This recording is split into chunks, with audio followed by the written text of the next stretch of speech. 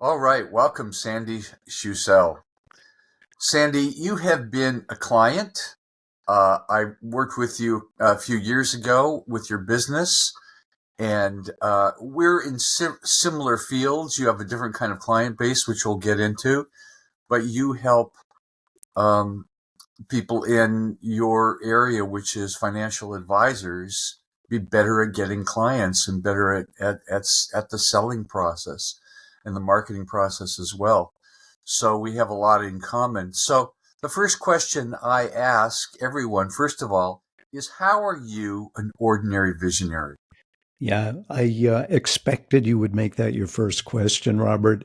And at first I said, well, I'm really grateful that he's inviting me to speak, but A, am I ordinary? And B, am I a visionary? So I'm going to say, I saw in one of your interviews, the ordinary was, well, we're not Elon Musk. So in that sense, I'm ordinary. Am I a visionary? I'd like to think so. It's not something you say about yourself, but I'd like to think that my view of the world is something that I share with people every day and that it is an accurate view. Well, the way I think of visionary is, I'm sort of coining a phrase here because this is really not a phrase I'd heard. The two-word phrase "ordinary visionary." I'd never really heard it before. Maybe somebody said it. I'm sure somebody did. I looked it up. I got the domain name for it, so it Cool. hadn't been grabbed before. So an ordinary visionary is someone who has some ideas that they think are pretty good, worthwhile, and they're inspired by those ideas. And it could be anything and everything, and they go into action. And but the sort of key thing about it is they go into action to make a difference. They they're people that really want to make a difference in their career, in their work, in their life. They want to feel that they've made an impact. Well, So that's how me. have you made an impact Well, with that's with me. your clients? So let me talk about the vision first. I believe that all success, all happiness, it all comes from the inside.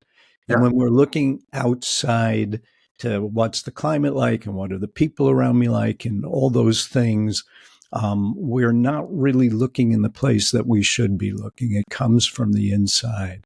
And my work has been in individual coaching, in standing in front of audiences, in writing books, has been to bring that concept out that anything you want to be successful at, any way you want to feel good, comes from how your world is occurring to you, how you're occurring to yourself, how the world in general is occurring to you, how your business is occurring to you. And all you have to do is change that, and things get a lot better for you. There's kind of a lot to unpack there because so it all comes from the inside. It comes from who we are. It comes from an authentic thing about ourselves or complex of things about ourselves. So for you, what's that sort of core of you that is authentic and real that wants expression and wants to help, wants to make a difference? Man, you ask good questions. So let me let me unpack that for you. I was a lawyer. I was very good at what I did. Um, I hated the stress. I hated the long hours. I was just I What was in kind a of lawyer? place. I did. I'd say as a general practice, most of my clients were small business owners, which is why that small business owner theme works for both of us. Right. But I was also an attorney for a PBA, a municipal prosecutor, a town attorney, a planning board attorney. Most of my work was with small businesses, though. Yeah. But it was you weren't happy being a lawyer. I was Why not what happy. I thought lawyers were just rich and happy all the time. Well, you make money, and then that becomes the thing that traps you because where else am I going to make this kind of money? But most of the lawyers I know aren't particularly happy.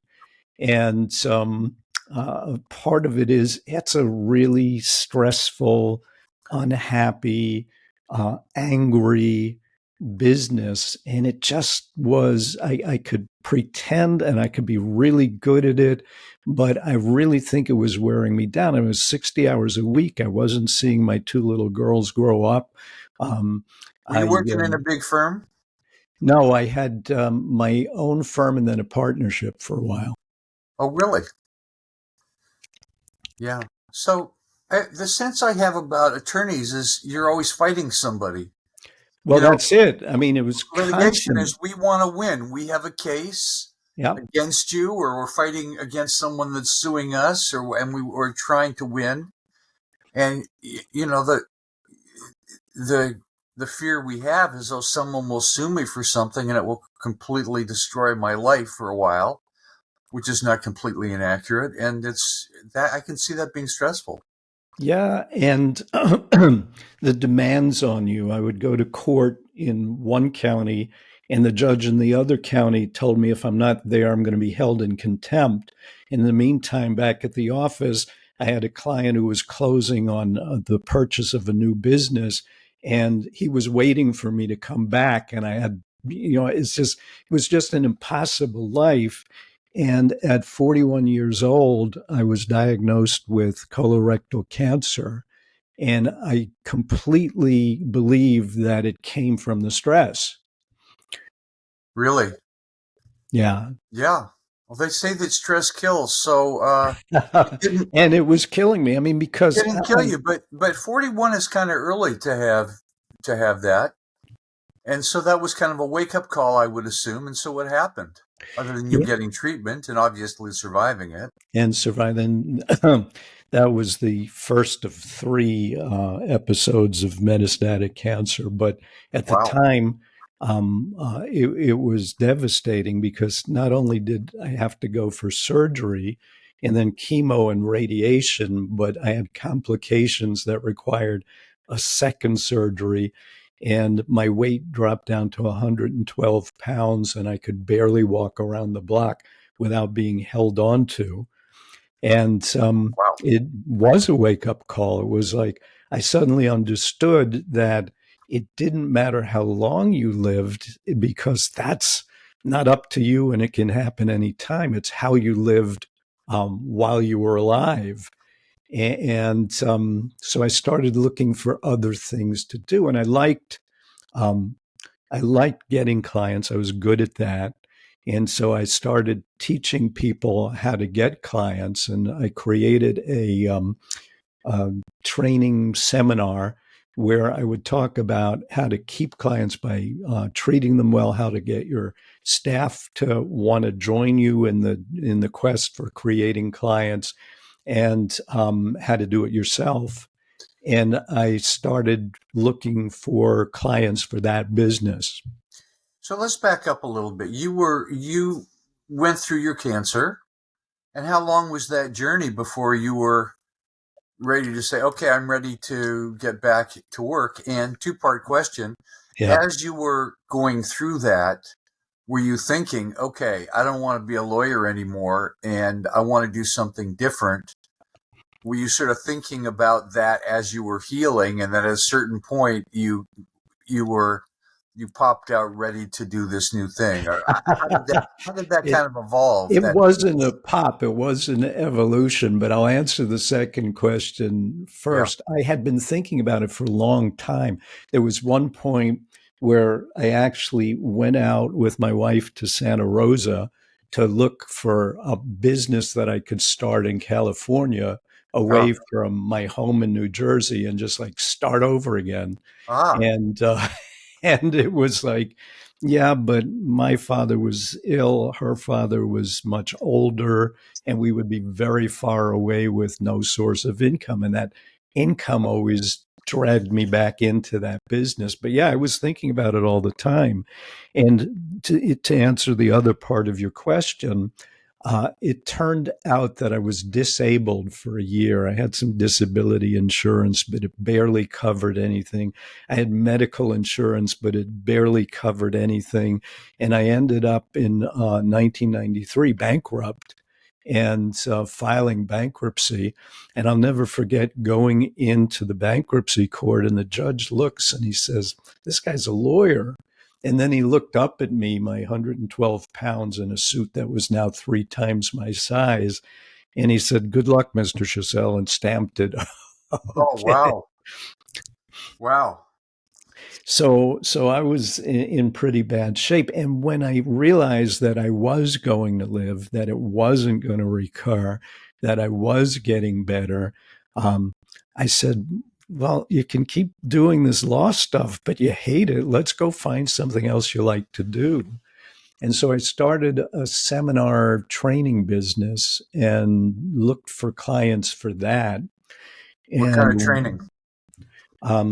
basically getting clients, keeping clients, getting your team to want to work with you. Um, and I had Was it some for law interesting. firms? It wasn't really for law firms, no. As a for instance, the state of New Jersey was trying to treat its people, wanted its people to treat the taxpayers as customers. So they hired me to do a program on customer service for the state. Um, American Express Small Business Travel was looking for someone to give a program on how you treat clients, how you treat customers. And so I was finding things, jobs like that, where I could do it with someone who wasn't necessarily a lawyer, because most of the lawyers I know believe that they already knew everything there was to know. And Lawyers tend to be like that. They're yeah, and it's the fun. bossy know-it-all lawyer, right? I have a stepson who's a lawyer, so I get to say that anyway. Well, Yeah. yeah, you see, I had a lawyer consult me when I was finally into coaching. And I said, "Well, I'll talk to you for an hour and I don't charge you anything." He said, "Oh, no, I absolutely have to pay. I won't let you do it for nothing." And I said, "Okay." And we talked for an hour and he decided not to hire me. But he asked me to send the bill, and then he wasn't paying the bill. So I contacted him and said, "Why aren't you paying the bill?" And he said, "Well, it's too high." And I said, "Wait a minute, I was willing to do it for nothing. And you're telling me it's too high? All right, whatever, pay whatever." but lawyers were not a good market for me. Right. So let's Oh, back up. I want to back up a little bit about how you're in a place that you're not particularly strong, but you're determined. You want to do something else. You come to yeah. I'm going to train people in the marketing and selling process. So, what were some of the very first things you did to reach out, to communicate, to connect with? What did you put together? Did you write some stuff? Did you have a website yet? What were kind of the things that got you in the door and got some of your first clients? the first thing I did was create 3 programs that I could offer. So you Um, created the programs. yeah, so Okay. I created PowerPoints. I put the language that I was going to use together on the PowerPoints. And then I wasn't very good at cold calling. I was not very comfortable with it, as most people are. And so I decided to invite people to a public seminar, to invite the HR people, to invite CEOs to a public seminar where it was free and they would get to see what I do. And then I Yeah. would offer it to bring it into their companies. So how did you invite people? What was That your was methodology? It was kind of before email was popular, so I would send them a letter and then I would call them. I did it through, I was a big fan of Toastmasters. I was learning, it was something I wanted to do. So I offered it to Toastmasters that had a variety of people, and then they spread the word to other people. And I even had the job with the state came. Someone came in and said, I understand you're doing a program today, and I'm not going to be able to stay, but I want you to contact us and come in and talk with us at the state. And so it started, and So I how would many of do, those, how many of, I really love this granular stuff of what people do as yeah. opposed to, well, I just started this. I started doing programs, and people are wondering, well, how How do you do do you that? do that? Because I'm Yeah, always interested in the granularity of that because that's what I work with people. So you send a letter and you say, I'm doing this program, and here's the title of this program. This is what it's about. I suppose it was a fairly simple letter, but you did a smart thing. You didn't just sit around and wait for people to call you back. You phone them as a follow up to the letter, yeah. Did you get the which is letter? a Do you have which is any actually interest? a very good strategy, isn't it? I mean, it's Yeah, like yeah, I'm not sure it would work as well now. I mean, no one sends letters anymore. Maybe that would work because no one sends them, so it would stand yeah. out. Now you text them. That's But the difference. I help some people do exactly that strategy. Send the letter, follow up by phone, invite them to the introductory seminar. Yeah. It's a very simple thing. So then you did, how many of these introductory seminars did you do? I did three or four of them, and then I had work. So I stopped the prospecting, which was probably not a great idea. Stopped the marketing and did the work. Right, right. And one of the companies that I approached was in the financial services life insurance business. And they invited me to come talk to. First, I went and spoke with the president. Then they had me talk to the chairman of the board. Then they had me talk to somebody else. And I said, this is unusual, three or four times that, I'm showing up. The guy's name was Marv. And he said, well, we don't hire from the outside. And I said, well, what do you mean? Why do you Are you keep talking to me? He said, well, because we liked what you showed us, and it's very similar to what we're doing, and we'd like to bring you inside. And I said, well, I have a business. And he said, well, we have something called an outside business activity. As long as you're not competing with us, you can keep your outside business. We want you inside because we don't have any seminars and I need help in my training department. And we'd like you to come in and get licensed and be part of the company. So I looked at that and said, well, 401k, health insurance, and I can still do what I want on the outside. Sounded pretty good. Yeah. And I called my wife and said, I think this guy's a better salesman than me because he just sold me on coming to work for them. And there I was. So I worked with them for 3 or 4 years, and then they made me the national sales training director for the company. They had 1,000 advisors in the field, and they all did their own training, but there was a rule about having centralized training. So I became the national sales training director for centralized training. Wow. Still had my outside business, wrote 2 books while I was there, did some other things while I was there, but that really got me into that industry, And you and I were got about all how the old at this licenses. point? What's that? Yeah, You were about how old? I was 47, 48 at that Okay. point. All right.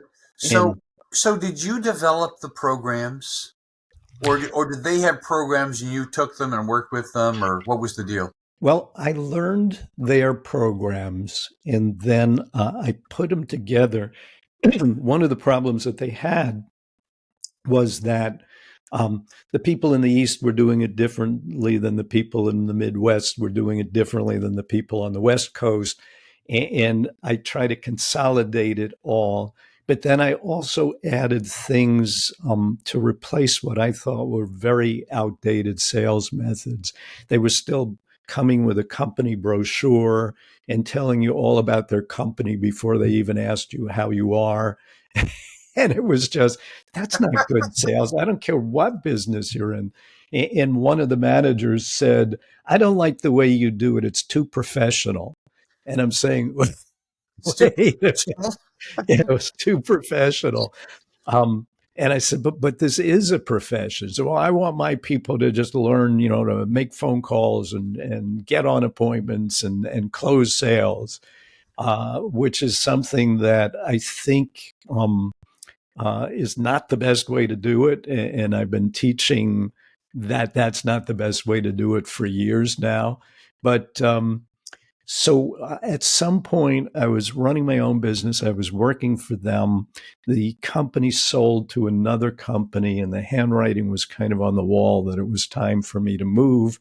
And I went into coaching full time.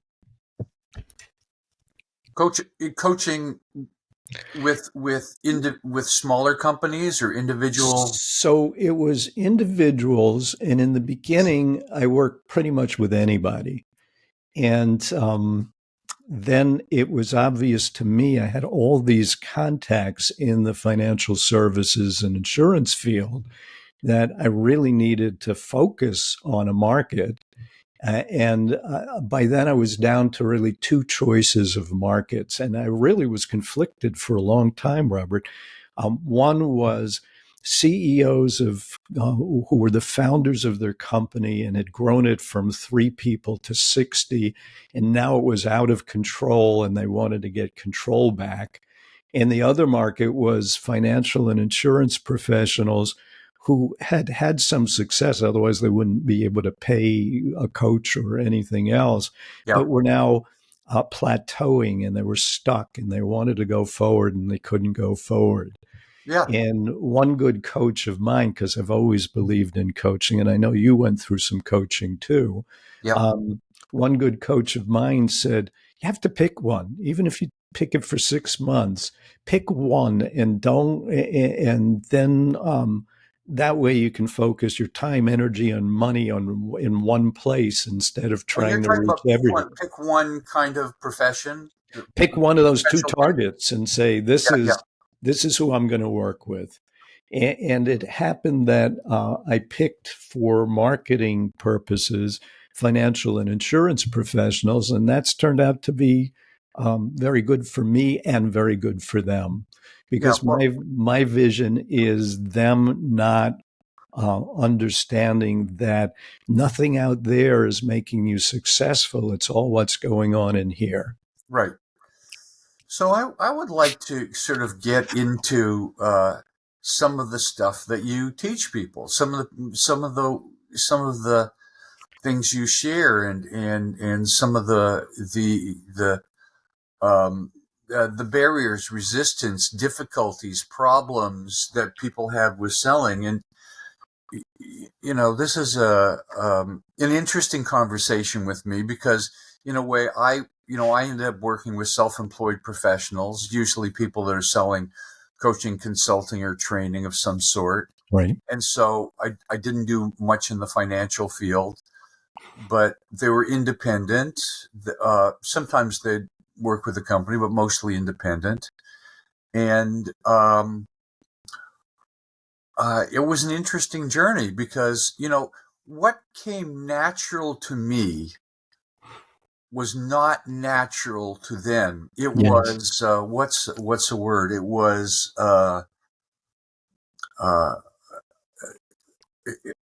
they had no frame of reference for selling.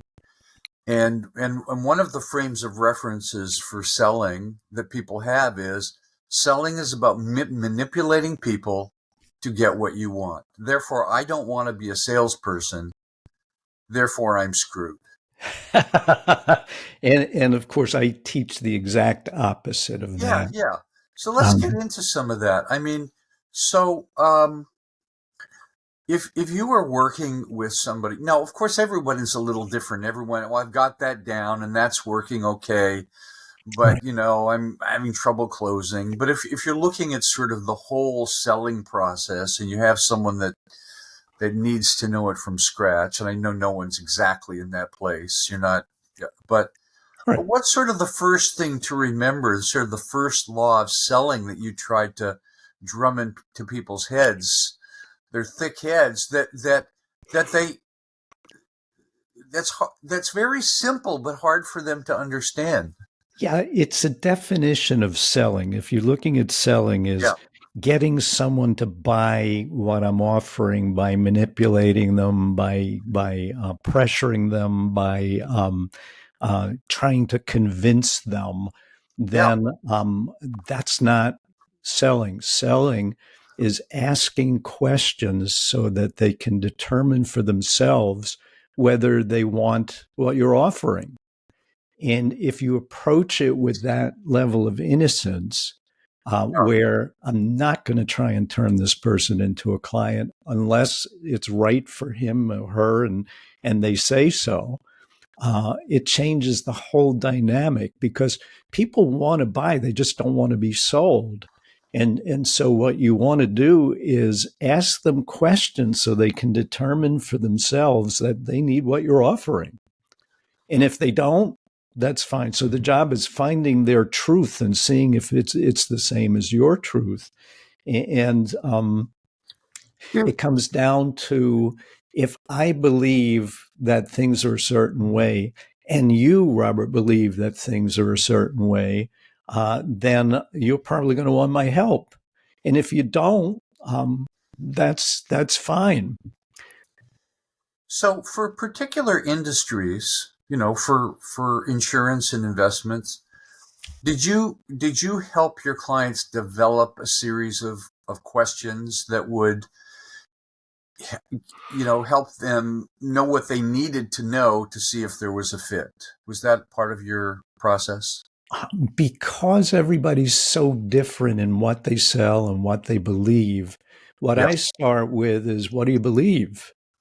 And, the old elevator speech idea where you have this one liner that you give them so that they can know whether they want to work with you can be replaced with an explanation of services that starts, I believe that taxes are going to be crazy after 2025.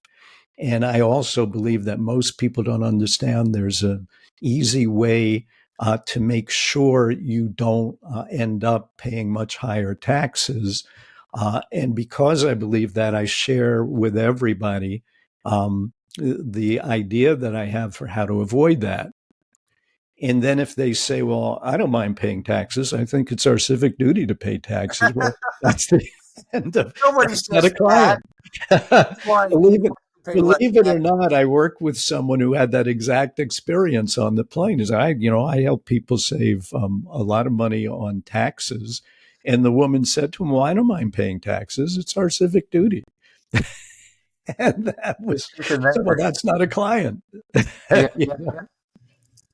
So that's an interesting foundation. This is what I've seen or what I believe, that this is what's happening and this is what people are going through, and is that a concern for you, kind of thing. Yeah, yeah. So it feels more like a conversation instead of like I've And then got. it's Yeah, easy if they say, "Yeah, I'm worried about that too," and you can say something like, "Well, is it something you would want to wait until that happens, or you would want to do something about now?" Well, now, if I could, what can I do? Well, why don't we talk? yeah, And it's so simple. It's so seamless if you're not trying to get your foot in the door to close them. And one of the problems that I have is so many advisors have been taught get your foot in the door and then you'll close them on something that they don't believe me when I say I'll give you an hour of my time and I won't close you on anything. They're, yeah, sure. Yeah, that's not going to happen. But I really mean it when I say it. I don't try to sell them. I try to see if this is something that would help them, and if they see that too, there's a sale. And if they don't, it was nice having the conversation. yeah, yeah. It's interesting. So, you know, a quote selling conversation never looks like what we think of as a selling conversation, where it feels like I'm kind of trying to pigeonhole you into something. I remember years ago when I lived in San Francisco, and a friend of mine was starting in the selling investments and getting people to get into mutual funds or whatever, and he came over with his boss, and uh, it was just surreal what the hell they were doing. It was. I felt that so they say something like, "How much money do you want to retire with?" And my answer to that in my head was, "Go fuck yourself." I mean, Yeah, exactly, exactly. Because it's like, and it just felt that they were just trying to sell me something instead of, "Hey, tell me about yourself, Robert. Tell me about you and your business and what you're doing." And yeah, you know, what we do is we help people save for the future, and so they have a good retirement. But I want to know a bit about you and your goals and what's important to you, and things like that. yeah. Yes, so there Like a are, human you being. asked me about questions. There are questions. Why am I here? You know, it's like, let's find out what's on your mind. Why am I here? Um, uh, are you working with someone now? Um, a lot of times they are. Most of the advisors that I work with, if they're going to get a new client, it's someone who already has an advisor and isn't happy with them. So you can ask about that. Well, are you getting what you need from that advisor? Well, yes, I am. Well, then I'm going to ask you again, why am I here? you know, because if you're looking for a second opinion, I'll be happy to go through and see, because nobody has a lock on ideas, but there must be something that's bothering you. Let's talk about it. And it's about finding their truth and sharing your truth and seeing if it's a match. And the problem is that most people have not learned that way, not just in the financial services industry, but anywhere. Yeah. And that's what it really should be. And it goes back to 2013 with Simon Sinek talking about people don't buy what you do, they buy why you do it. And so you want to share your why and see if it matches their why. So let's get into that a little bit more. Simon Sinek is famous for doing a TED talk that got more views than anyone else, like millions. And Yeah. interesting thing is, TED talk was done in front of a flip chart, which he was just drawing on. So Circles. Yeah. The golden circle. yeah, I watched it some time ago, and it was look it up, Sinek, Sinek. Yeah. Simon. Sinek. Yeah. But he really built a powerful thing. So it's something that, and then he wrote a book on it, and uh, but getting to so it's about getting to why. What is your why? What's your purpose? What do you? What's important to you? What's the thing that drives you? What's the stuff like that, right? Yeah. And that's why the elevator speech isn't as good as an approach that says, Robert, thank you for asking me. But before I talk to you about what I do, let me tell you what I believe. And then I start my belief talk, and all of a sudden they go, "Oh my God, I believe that too. I believe that the rich get richer and the poor get poor, whatever it is." And then we can have a conversation about, is this something that you want to do something about? And I call it the easy yes offer. If I've gotten that far and we're in agreement, we believe, then it's just, is this something you'd like to spend an hour talking about? Would it be worth your while to do that? And they go, oh, yeah. And that's an appointment. And if they go, nah, it doesn't really matter to me. I don't care. I don't have any money. Not a client. Move on. Yeah, yeah, Put them on your CRM and follow up with them once. Send them some articles, but don't bother trying to make them clients when they're not. You can't manipulate people into it, because then you get buyer's remorse right away. yeah. So, if you get to that place and you get really good at that, getting into that rapport, saying what you believe, getting into what their core belief is, what they want, what their goals are, etc., and then seeing if there's a match, Yeah. then selling becomes rather effortless. You don't feel like you're twisting somebody's arm or something like that. Yeah. Twisting arms But can there's work, but it doesn't work as well. no. Uh, That idea. Yeah, I just got Although sold I something. I'm there's a saying that salespeople are great people to sell to. Because they buy almost anything you talk them into. There is that too. I responded to an ad for a gutter system for my house, and I had to get up on the roof, and I'd have to get a broom handle to clean out the friggin' gutters, and then I'd have to blow it all off, and it was like really getting old. I said, I'm getting old. So I saw this thing online, and they have this, ultra sophisticated gutter cover, and they've got the whole selling process really down. I mean, they really do it slow and explain how it is, and ultimately they sold me the gutter system, and I won't even tell you what it costs because it cost so much money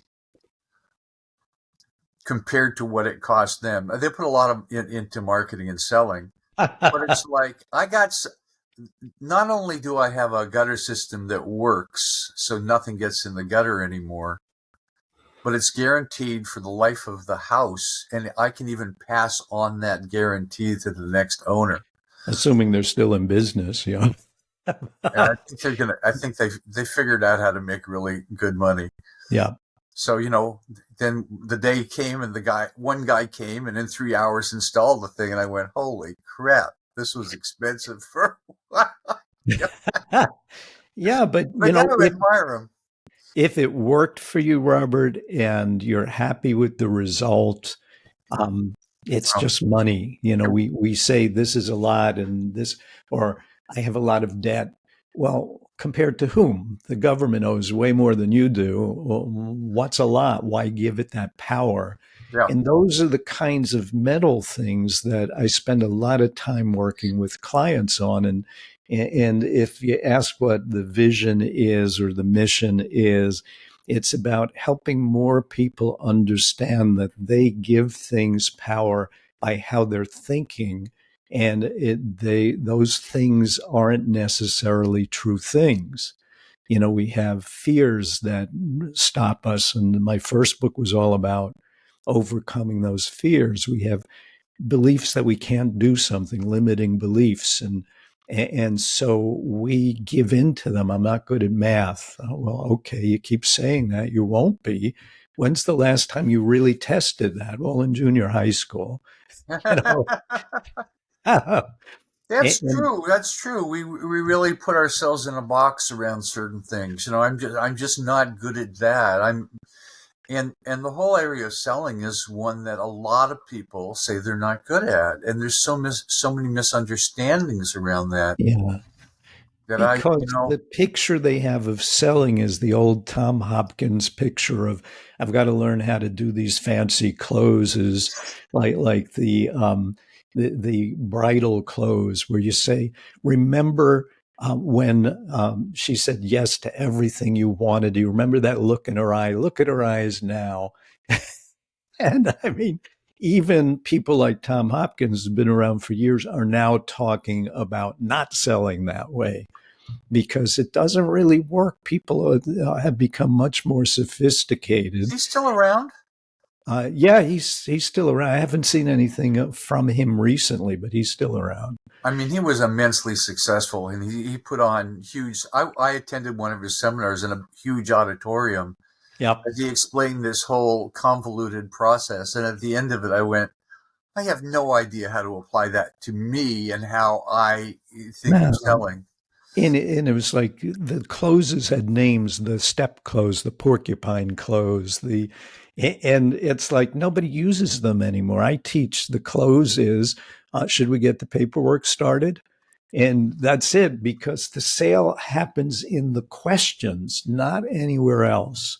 If you're telling them stuff, Yeah. and one of the things that when I was doing sales training that I would teach is that anything you can ask, anything you can tell a client, you can get them to tell you if you ask the right questions. And if they tell you, they own it and they're going to follow through on it. Right.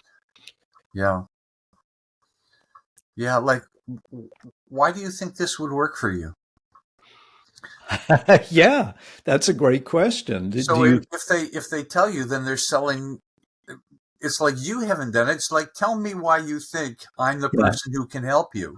yeah, absolutely. And then, And I will do that with someone and say, well, what do you expect to get out of coaching? If I were to work with you, what do you expect to get out of it? right, And they'll say, well, I don't know. You're going to tell me what to do. And I said, well, that's not really how it works. I'm going to help you make decisions about what to do. Well, yeah, that's what I want. Okay. and, right. and that's it. But it's about asking questions, and the questions are different for each situation, but it's always the same. Am I about to tell them something, or am I asking them so they can conclude for themselves what needs to be done? Yeah. So over the years, I discovered that that whole process was easy. If I got somebody that had reacted to a promotion I'd done, attended a introductory webinar, and was ready to have a conversation, about 85% of those people I talked to ended up being clients. So it was great. But the hardest part, I think, for most people isn't that. They can learn that. But the part that defeats a lot of people is I can't get in front of enough qualified people. Yeah, And because if you can get in front of a lot of people, you can learn the stuff we've been talking about, asking these questions and opening it up and being interested in them and finding out what they're looking for, then explaining what we do that meets their needs, and all of that stuff. And yeah, this is not a in-depth training program here, but people get a no, sense of it. But so the front end part of this is not selling so much as marketing. It's getting out there in a way with various things. So what did you find were the things for you? You did these introductory seminars. And what other things did you do throughout your career that you found were most effective? And I, well, I'll tell you, for me, I've tried everything there is. So if you right. said, have you tried Facebook funnels? The answer is yes. Yeah. Have you tried LinkedIn invitations? The answer is yes. Have you tried, you could just list them. Have you tried cold calling? Have you tried, whatever it is? The answer is yes. But for me personally, and I'll talk about that, and I'll talk about what I teach too. But for me personally, um, um, getting a mailing list, being active on social media, inviting people to webinars has been very successful for me, because people aren't going to say, look at an ad and say, oh, I want to work with this guy. They want to know you in some way, shape, or form. So some of my business comes through referrals. Most of it comes from people who have seen me in public, have seen a webinar, and sometimes it takes years. I had one guy that saw me 10 years ago that finally decided to work with me this year. I found that. Yeah. So, But you so, probably kept them on your list, right? yeah. So, I mean, I have a list. I keep sending things. I started a LinkedIn newsletter, which is the same as my email newsletter, but 1,000 people signed up for it right away. So there's 1,000 people that weren't getting it in my email that are getting it there, Yeah, and that's every a once kind in of a a cool while, feature that they added. It's easy to do. And it formats perfectly. It's great.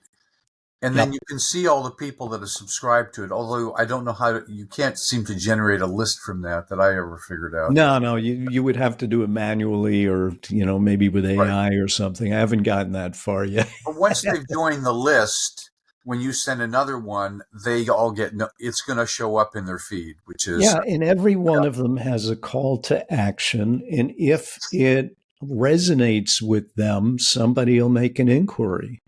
And so that works. I did have Facebook advertising for a while, and it got me two clients. I pretty much um, earned what I spent on ads. yeah. And so Whereas it's with like, LinkedIn, it's free to do that. It doesn't cost a dime, which is good. oh, well, yeah, I haven't tried that, but I had automated LinkedIn, not automated LinkedIn. There isn't anything. And part of it for me is I'm doing research for my people. It's like, well, if I find something that works for me, it's likely to work for them, and Yeah, I'll pass it over. yeah, But for them, the first when someone says I don't have enough people to see, it's not really true.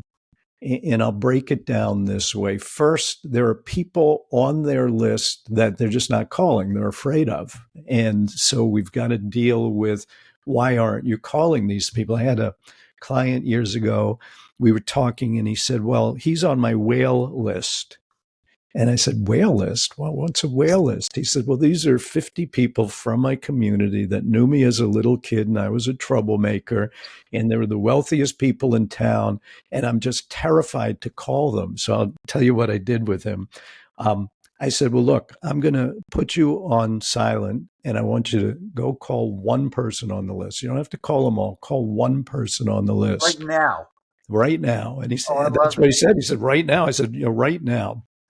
So, so in front of me, I see him dialing the phone and he's talking to the guy and he's laughing and smiling. And he hangs up and comes back on. And he said, he just made an appointment with me for next Tuesday. And he said, is it always that easy? I said, no, I full well expected he was going to reject you. But if you don't ask, you're not going to know.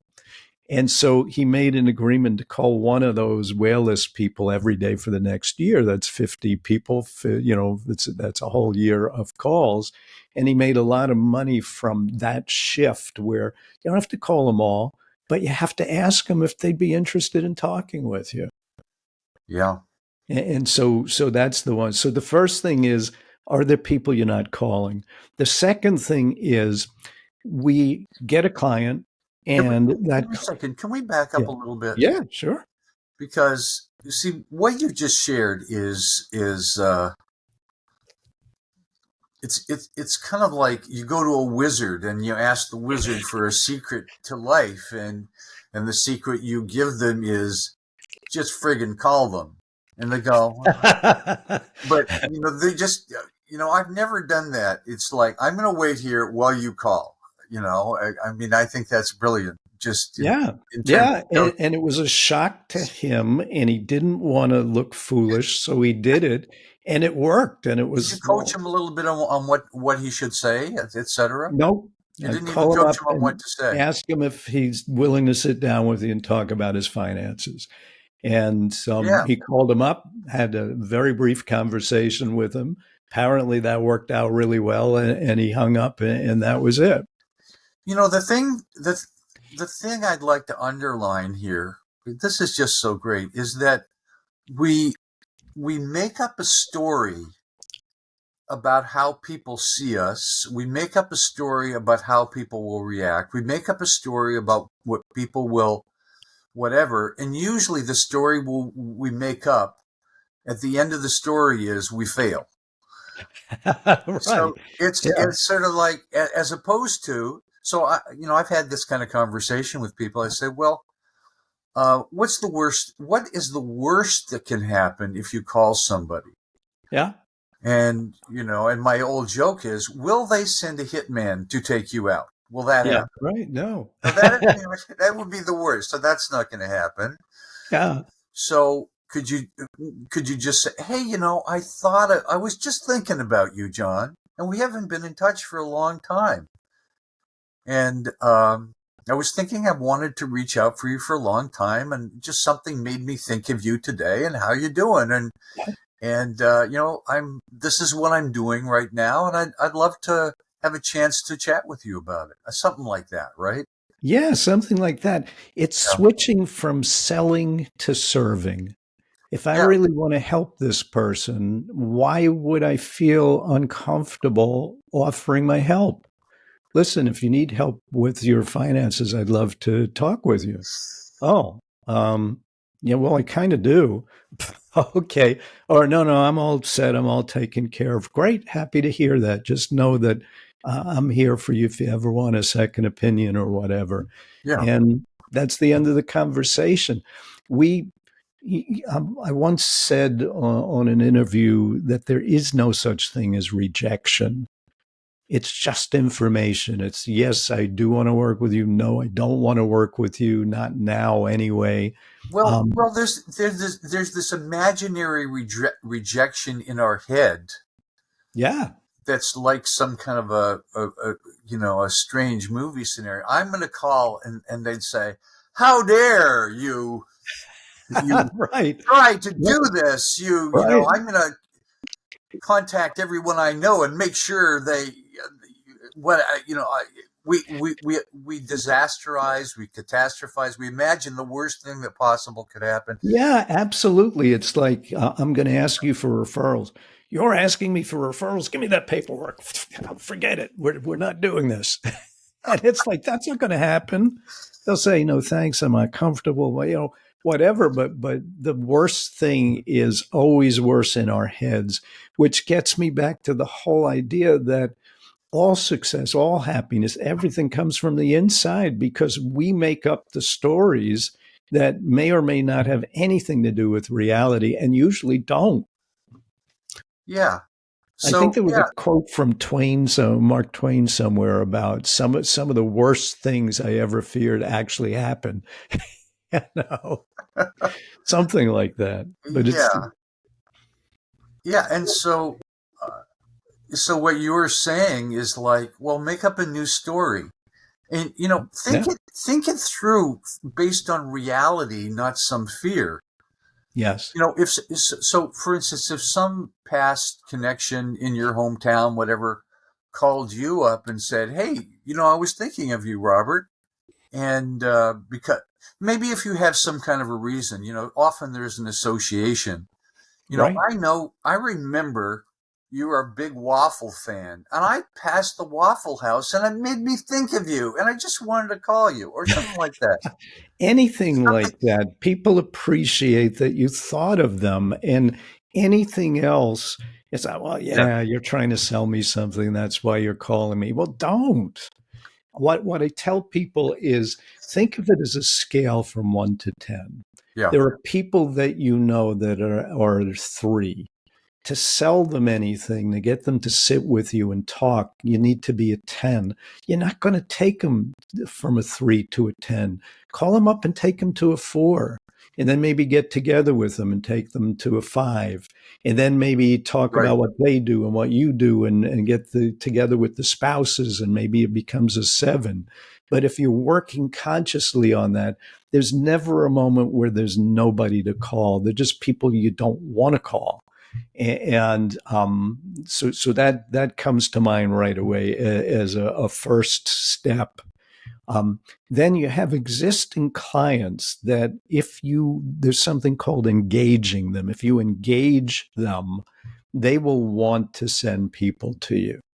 And all you have to do is know what it takes to engage them. There's studies on this there was one study done in 2022 that said engaged clients, 98% of engaged clients have referred someone to their advisor in the past year. 98%. That means if you have 30 clients, you can have 30 new clients. yeah, 98%. But what do you do to engage them? And so I started studying that you the first study like that came out in 2010. So I started studying. Well, they tell you engage clients, but what is an engaged client? And yeah, it's someone that you have a that you've served fully, in that you have had some things that you've done to surprise and delight them. So serving them fully, surprising and delighting them. And that means you got to know them. So if they have a cat named Fluffy and on Christmas you send Fluffy a collar that says Fluffy with his phone number on the back, you're going to have these people talking about you. So the goal of surprise and delight is to get, you know what my advisor did the other day? And then they hear it and go, oh my gosh, I called mine. He hasn't called me back in 3 days. Tell me about yours. And so right away you have plenty of people to work on. And so what I do is I make them give me a list of their top 20. It's, if you have 300 clients, you can't do it with all 300, but show me your top 20 and show me when the last time you had a social interaction with them. Show me the last time you sent them a meaningful gift other than a can of popcorn for Christmas or whatever. Right. And they end up saying, well, yeah, I haven't really done that. And then I say, show me the last time they introduced you to someone. And it's 0, 0, 1, 0. Well, there's a reason that's not happening. And you ought to know how to have a conversation that's comfortable. So that's one of the things that I teach is, have a comfortable referral conversation. And then if you're looking for new business outside of all of that, you want to be very targeted. You want to have a target, a specific need that that target has, and a way of inviting them to talk with you. And when I go through that process with someone and we deal with the limiting beliefs and the fears that come up with all of that, they do much better. So I'm contributing to the belief that I had that we go through life full of fear and then we die and we haven't done the things we wanted to do because we were always afraid of them. And my goal for me is to do anything I'm afraid of so that I can say, well, I was afraid of this, but I did it. And my goal for anybody that reads a book or sees me talk or works with me in coaching is to recognize that it all comes from inside. And if you work on that and change the story, as you said, which is perfect, and change the story, the things that you've been afraid of all your life will come to you. And that's being an ordinary visionary. I guess. It really is. I mean, it's like, what do I want? And often what I want, we hit a brick wall. Instead, what are the possibilities here? Who's done this before? Who knows how to do this? How do I connect? How do I learn how to do that? How do I get Yeah. past my fears of that? How do I take one little step at a time? I mean, it just can't happen big time overnight. And you went from, being an unhappy attorney with cancer that really laid you back, with bankruptcy, to a place where I have something of value to help people with, and created the programs, and then you started to reach out, and I mean it's kind of like a perfect story of an independent professional that got out there, and there wasn't any magical technique. It was insight about humans, about yourself, about persistence and belief in yourself, and I also think an important thing is when we write a book. Writing a book was a big turning point for me. I wrote a book and I sold it online. I Yeah, actually I made a lot bought of it. money I doing know. it. And yeah, and though by writing about those ideas, they fixed them more in myself, and then that helped me do other things. But it was never some big overnight success. It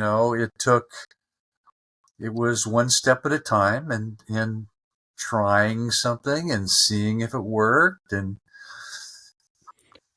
Yeah, it's learning and it's the same thing. Well, I failed at that. There's no failure. You learn, what'd you learn from that? What are we going to do next time to do something about I it? learned that that particular thing didn't work. I thought it was the greatest Yeah. idea 2 weeks ago. And people just give up so soon. I was talking to a guy, and we were talking about doing a seminar. He said, I tried seminars, they don't work. And so I don't let somebody off the hook that easily. So I said, well, how many seminars did you try? And he said, one. And it's like, okay, and how did you invite people? Well, I invited them online. Okay, how did you break down who you invited? He said, well, just anybody I was connected to. You could say, well, yeah, okay, you did one, but that's not going to tell you very much. Yeah. Well, some people get into just that, a defeatist sort of, I've tried this, I've done this, Yeah. nothing works, it's hopeless, it's not even worth it. How can you help me? These aren't the easiest people to help. Oh yeah, and there are people that I can't help. I just had one the other day like that. Is everything was negative. No, that doesn't work. And the people here are different. Different than what? People are people everywhere. And the economy here is suppressed. Well, you mean there are no people that have money in the whole town? Yeah, well, they are, but they're all working with some. There's always a reason, always an excuse. And one of the things I point out in my first book, The High Diving Board, is there are only two choices when you want something: take action or make excuses. And making excuses is much easier. So that's that's the way that works. Yeah, maybe that's a good place to wrap this up. Take action or make excuses. Yeah, yeah. So when you're ready to stop making excuses and take action, we'll find a way to make it work. And it's going to be trial and error. That's why they have A/B market testing and all of that. It's going to be Sure. trial and error until we find the right combination of things that work. But it starts with 100% commitment. If I'm 100% committed to make something happen, I don't have a time management problem because I wake up every day and I'm working on that. And I don't have a fear problem because even if I'm afraid, I'm 100% committed, I'm going to do it. And I don't have a lack of knowledge problem because anything I want to know is on the internet and on AI and wherever I can get anything I want. And it's all about the commitment problem, not the fear, lack of knowledge, or whatever else is holding you back. So start with, what are you committed to do? And I ask that question sometimes and they don't know. And it reminds me of my favorite 20th century philosopher, Yogi Berra, who said you have to be careful if you don't know where you're going because you might not get there.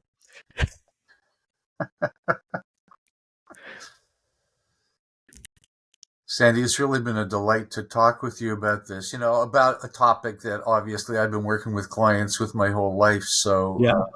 Yeah. it's great to resonate off those ideas. So I hope the people are listening to this will get a gem of an idea to, I hope so too. if And you I got to get offer clients, it's not complicated, but it does take persistence and understanding some of these things.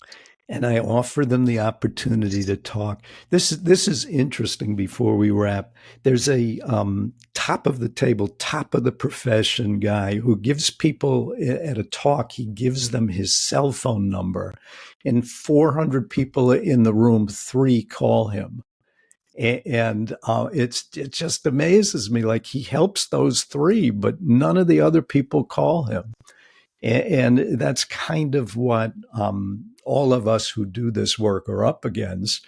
Is like, I'll tell people, give me a call. Maybe I can help you. It doesn't matter what profession you're in, business you're in. Yeah. Maybe I can help you. And they don't call. That's why you have drip campaigns and I have drip campaigns.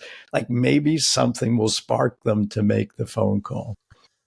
Yeah. If we could have one magic wand, it would be How you are now fearless. You are Yeah, now and fearless because then it's like, somebody. I met someone after a movie the other day. I went to the second Dune movie and started to talk about the guy, and he was really into sci-fi. And I said, and I said, I want to get your phone. He said, I have a business card, so I'm going to. Now I don't have anything to offer this guy, but he was a great guy, and he might be worth a conversation. He might be worth an interview. He's a really interesting guy, okay, yeah, and reach out and touch someone. That was the old AT&T slogan. yeah, Maybe yeah. one of the truest marketing slogans ever written. Reach Go out out, and touch yeah, someone. yeah. Go out and make friends. You go out, you talk to people, and magical things happen because maybe they're not your client, but they say, "Oh, you work with them. Well, I know somebody that could use your help," Exactly. and then it happens. But it doesn't happen if you're sitting in your office playing office Yeah. because playing office doesn't work. Thank you so much for taking the time, Sandy. I had a lot of Thank you for fun. having me, Robert. I appreciate it. It was fun. Great.